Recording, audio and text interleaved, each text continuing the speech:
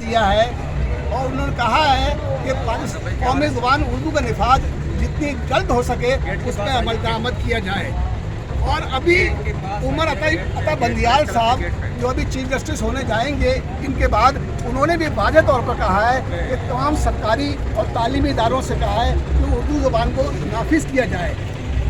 لیکن افسوس یہ ہے کہ ہمارے ارباب اختیار اور ایک خاص حکمراں طبقہ وہ اس بات کے حق میں نہیں ہے کیونکہ ان کا روزگار، ان کے بچوں کا روزگار، ان کے بچوں کی تعلیم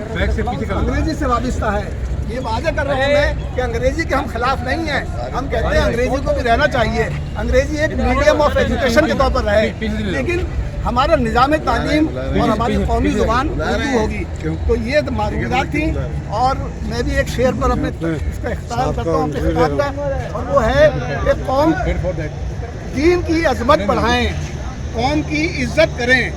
دین کی عظمت بڑھائیں، قوم کی عزت کریں، ہو سکے ہم سے تو کچھ اردو کی بھی خدمت کریں۔